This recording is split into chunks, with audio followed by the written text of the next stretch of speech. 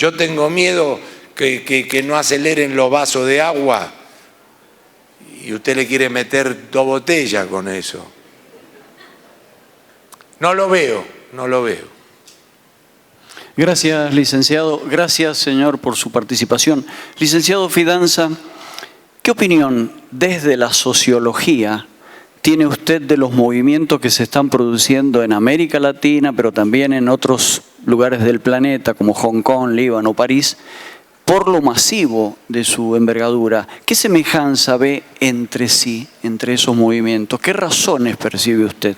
Bueno, yo soy más confiable escribiendo que hablando, así que voy a citarme. Yo publiqué en La Nación la semana, no esta, la anterior, sobre la América Latina sumida en una crisis del siglo XXI. Yo tengo que dar a esta hora una respuesta muy rápida, pero yo mencionaba en ese artículo que el diario El País mandó un corresponsal de Madrid a cubrir las protestas en Irak y en Líbano, y entrevistan a un jubilado que protesta en una plaza en Irak, y el jubilado dice: trabajé 40 años y no puedo vivir con los $300 que me pagan. Y yo agregaba, esto lo puede decir un jubilado en Ucrania, en Brasil, en Argentina.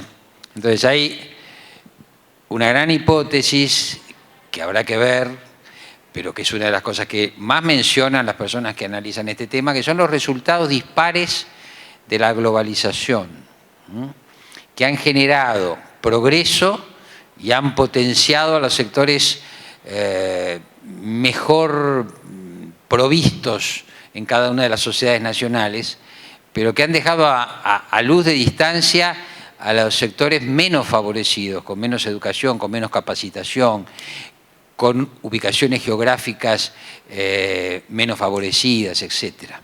Entonces hay un malestar en la cultura política mundial que tiene que ver con esos resultados dispares de la globalización. Si uno ve, en grandes países incluso, los resultados electorales geográficamente, va a ver que, por ejemplo, en Francia se vota opciones más democráticas, o se lo vota a Macron en las zonas marítimas. En el centro de Francia, como en el centro de Estados Unidos, se están votando líderes de derecha populista, como se vota en Brasil a Bolsonaro, porque esto es lo que en medio de esta crisis, estas poblaciones, que además son menos favorecidas y en general menos educadas, buscan este tipo de liderazgos ante el fracaso de la globalización y de aquellos gobiernos que han visto en la globalización más oportunidades que perjuicios. En otro plano, podemos decir que el ciclo argentino también tiene esto. El gobierno que se va es un gobierno que confió en la globalización, que confió en la apertura comercial, aunque efectivamente, como dice Carlos, de apertura ahora nada, pero digamos, programáticamente creyó en eso, pero ustedes vieron la geografía. Los sectores menos pudientes y más postergados y geográficamente más desfavorecidos votaron una opción que podíamos llamar nacionalista frente a una opción globalista.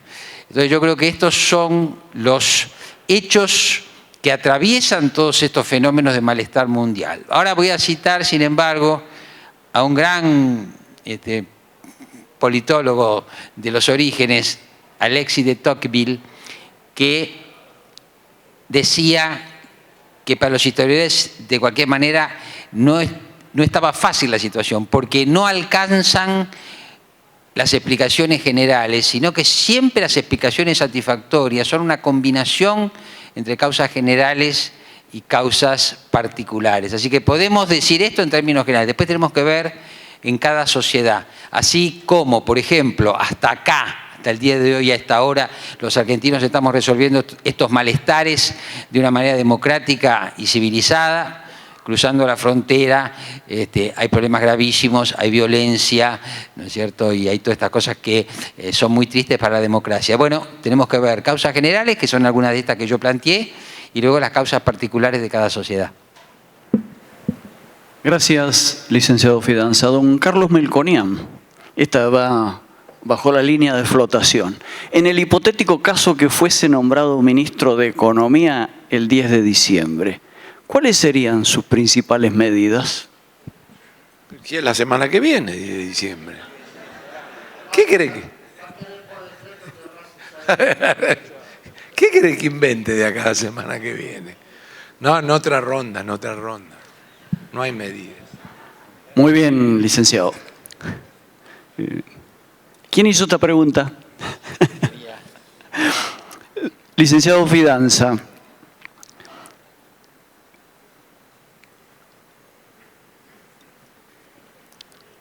¿Cambiemos gana en las zonas más ricas o en las de mayor cultura de trabajo?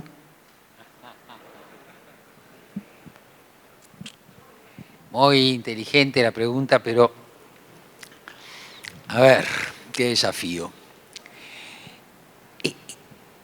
Voy a arriesgar, no se lo tome a mal el que lo preguntó.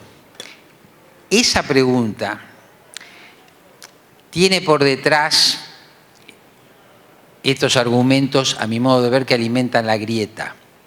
Porque claro, el que hace esta pregunta es alguien que piensa, tiene derecho a pensarlo y ese pensamiento es legítimo, pero yo hago esta observación. Esa pregunta es de alguien que piensa, como muchos piensan, se ha destruido la cultura del trabajo. La cultura del trabajo lo destruyen los gobiernos populistas, que en lugar de enseñar a pescar, dan el pescado, y entonces así no progresamos. Yo, ¿sabe lo que diría? Eso es parte de la historia. La otra parte de la historia es que hay diferencias sociales cada vez más grandes. Yo me olvidé de decir algo. ¿Qué es lo que atraviesa el mundo? La desigualdad. Los niveles de desigualdad cada vez son mayores. Los niveles de injusticia social cada vez son mayores. Parte de la explicación de Chile, y eso han insistido mucho los economistas y los sociólogos, no los macroeconomistas, los economistas que estudian economía social, una de las razones es la desigualdad. Entonces, no alcanza con la explicación de los populismos. Hay que ver el papel de las élites. Hay que ver. Yo le recomiendo un economista, Michel Piketty, que ha escrito un libro así de gordo hace unos años, que se llama El Capital en el siglo XXI, y explica la historia mundial de la desigualdad en el capitalismo.